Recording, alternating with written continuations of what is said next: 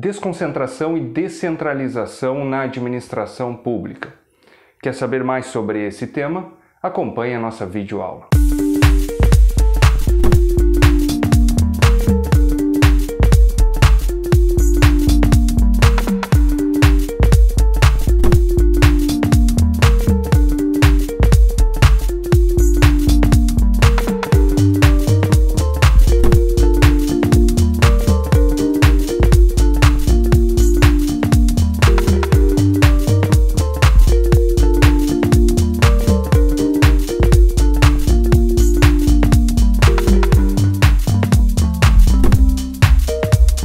Tema recorrente em provas e concursos públicos é exigir do candidato a diferenciação entre desconcentração e descentralização.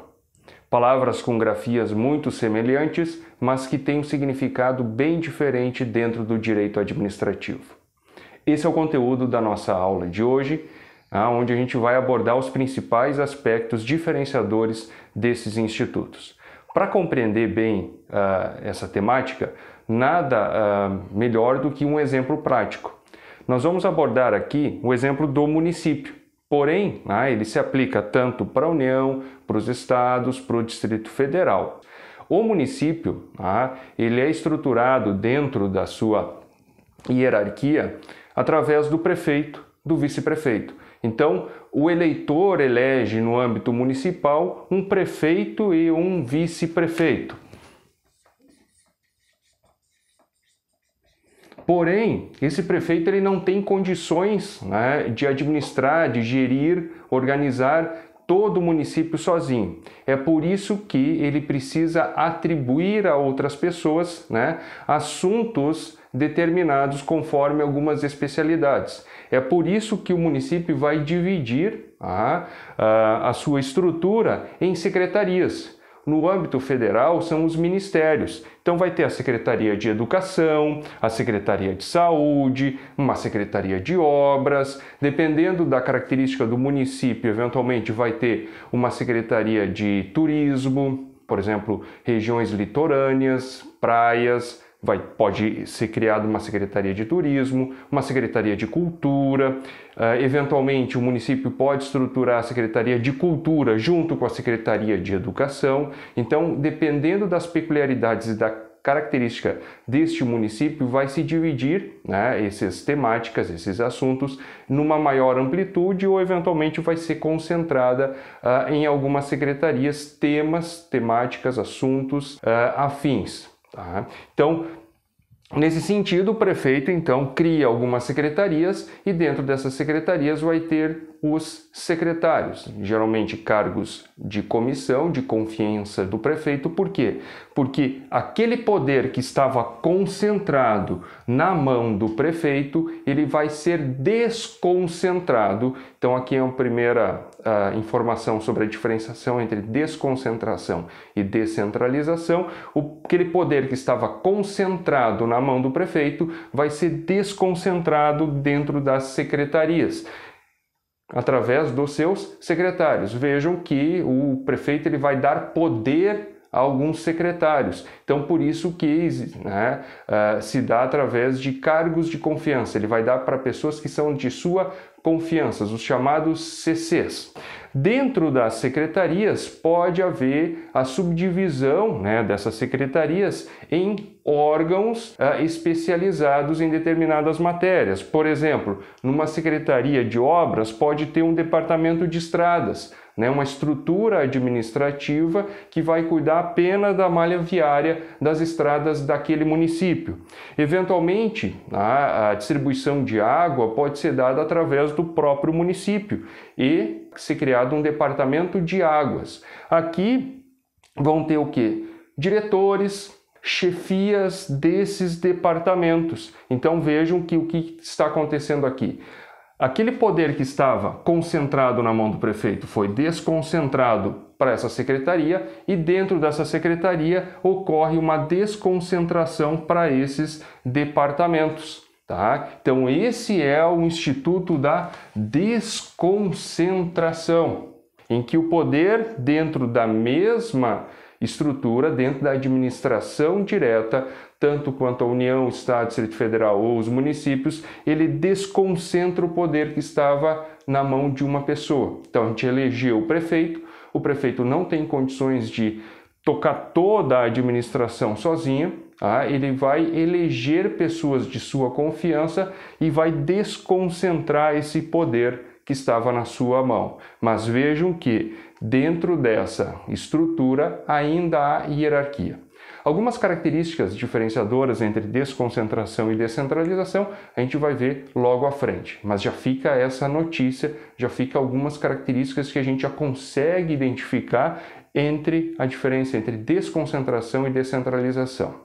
Para facilitar a memorização e a gente entender esses dois institutos, guardem bem essas duas letras da desconcentração, o CO da desconcentração, né, que logo a gente vai ter uma dica para de cara quando se deparar com essas duas palavras que têm grafia muito semelhante, a gente saber a diferenciação entre as duas. Porém, eventualmente, a estrutura municipal que é da autonomia, da agilidade, e ele cria alguns institutos, algumas estruturas chamadas das autarquias, fundações, empresas públicas e sociedades de economia mista. Quando o ente público cria uma autarquia, fundação, uma empresa pública ou sociedade de economia mista, ele está exercendo a descentralização.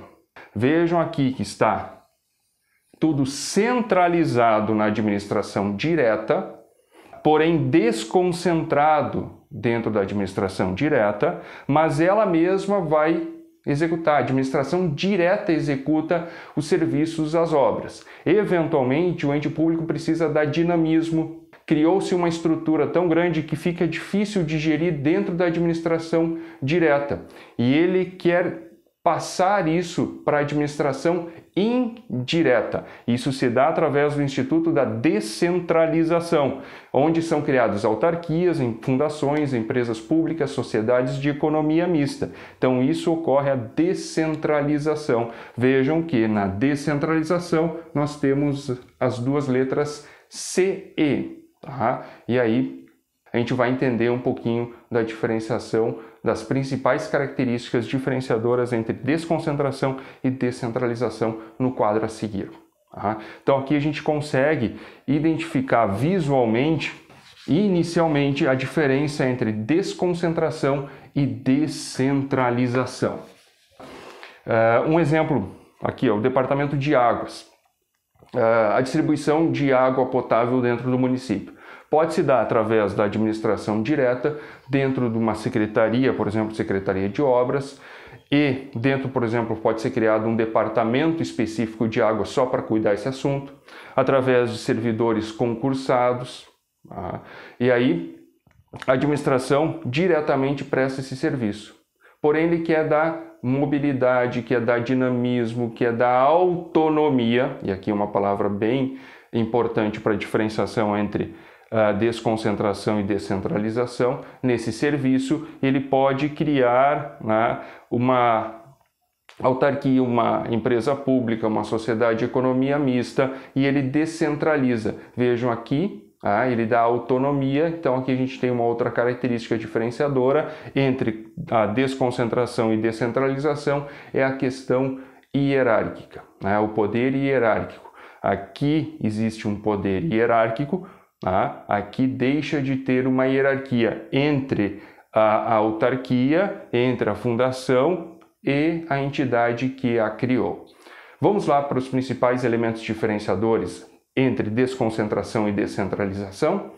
Dentro da desconcentração, vejam as duas letras, CO, ele cria órgãos. Então, dentro da estrutura da administração direta, há a criação de órgãos. Esses órgãos não possuem personalidade jurídica. A personalidade jurídica é do órgão. Esses órgãos não possuem CNPJs próprios. Então, quando tiver que entrar com uma ação contra um ato praticado pelo secretário de saúde, um ato praticado dentro da Secretaria de Saúde na prestação de serviço público, essa ação judicial vai ser interposta contra o município. Ele tem o CNPJ, ele é que tem personalidade jurídica. Porém, na descentralização, a gente vai ver que cada uma dessas entidades vai ter CNPJ próprio. Então, a ação judicial vai ser contra a autarquia, contra a fundação, ela tem personalidade jurídica própria. Voltamos ao nosso quadro. Então, a criação de órgãos, desconcentração, criação de órgãos. Os órgãos não possuem personalidade jurídica, elas não têm autonomia absoluta em relação ao órgão, a administração que desconcentrou esse poder. A hierarquia entre os órgãos, então há uma subordinação hierárquica, há uma hierarquia entre o prefeito, os secretários, os diretores de departamento. Então isso é uma característica bem importante da desconcentração. E nós temos algumas espécies de desconcentração, que é em razão da matéria, a desconcentração hierárquica e a desconcentração territorial. Então a desconcentração pode se dar por esses três motivos. Em virtude de uma matéria específica que eu preciso delegar atribuições a uma determinada pessoa, buscar um secretário, um ministro que tenha conhecimento específico naquela área de saúde, de educação. Eu tenho que dividir esse poder que está concentrado na mão do prefeito, do presidente da República, e eu divido isso por matérias. Então há uma desconcentração em virtude da matéria. Eventualmente há uma desconcentração hierárquica. Prefeito, secretários, diretores de departamentos, chefes de setores, e eventualmente pode haver a desconcentração territorial. Então ocorre a divisão desse poder em alguns territórios que demandam uma atenção específica. Já por sua vez, a descentralização cria entidades. E como já visto, essas entidades possuem personalidade jurídica. Teria então um CNPJ próprio. Entre o ente público que criou essas entidades e as entidades criadas, não há uma hierarquia entre elas. E dentro da descentralização, nós temos pelo menos dois tipos de descentralização: por outorga ou por delegação. A descentralização por outorga se dá por lei. A descentralização por delegação se dá por contrato administrativo. Também teria a descentralização territorial quando há a criação de um território federal. Mas é uma hipótese um pouco mais remota. Mas, dentre das mais comuns, as espécies de descentralização é por outorga, que se dá por lei, ou por delegação, que é através de contrato. Esses são os principais elementos diferenciadores entre desconcentração e descentralização.